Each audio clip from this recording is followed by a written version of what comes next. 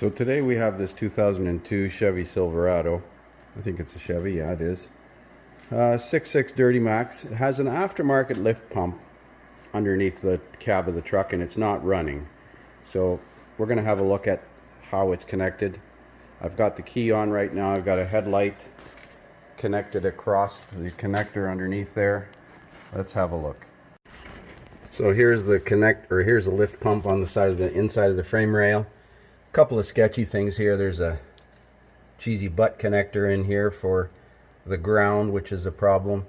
But I've got this connected, this headlight connected across the connector going into the lift pump, and the key is on, and I expect this lift pump should be running. This Deutsch connector looks pretty good. I'm going to try and put power and ground to this pump to make sure it works.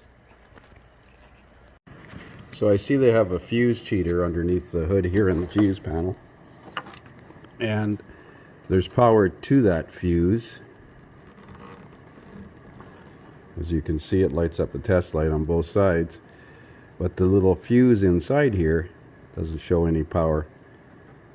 So I'm not sure if this fuse cheater has been put in here for the control side of this lift pump, but we're going to check that out first. So it turns out that fuse doesn't have a test point on the top of it, but if I test it inside here,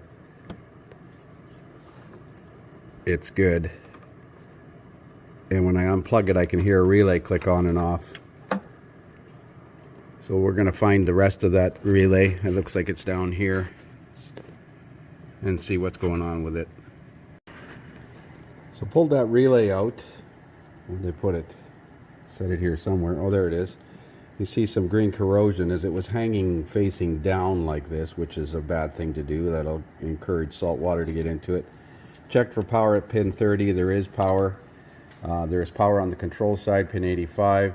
If I turn this switch on, you can see I got power going back to the fuel pump. So it looks like it's a defective relay. I'm going to try swapping out the relay. So with the new relay installed in there, it clicks on and my headlight comes on. So we're going to plug in the fuel pump and see if it runs. But we're also going to fix that ground wire where somebody's put a butt connector underneath there. So I think you can hear the fuel pump running now. So we're going to fix up that ground wire down here. Why did it just stop? Isn't that special? So I tried cycling the key and it's just stopped.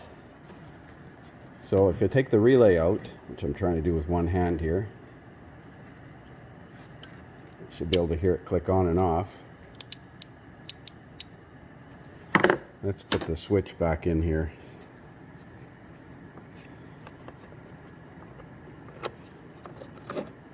Hard to do with one hand here. Now it doesn't turn the circuit on again. Wonder if it blew the fuse. Let's check power at pin 30 now. So the fuse is melted as well. Poor electrical connections coupled with high current. That's a 30 amp fuse. Well, we'll put a new fuse in and then we'll current ramp the fuel pump.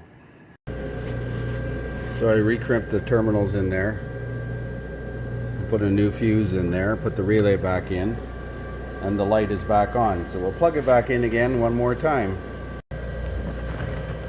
So there's the wiring harness repaired. I had to put a tie wrap on this connector because the lock is broken inside the connector. Put some dielectric grease in there. And now we're going to set up the graphing multimeter to see how much current it's drawing from that actual fuel pump.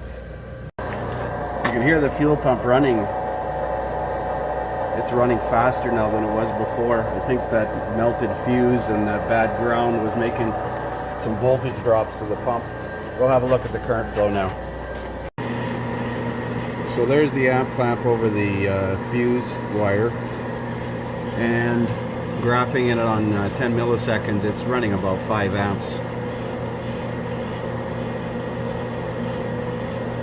Too bad we didn't do it before. The motor is actually running a little faster, although you can't hear it over my compressor right now.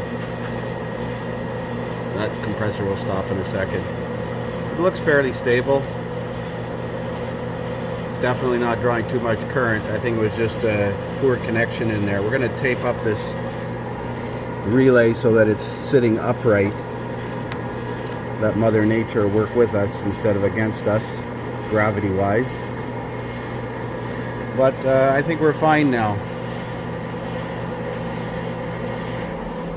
There, that's a little quieter, except my furnace is still running.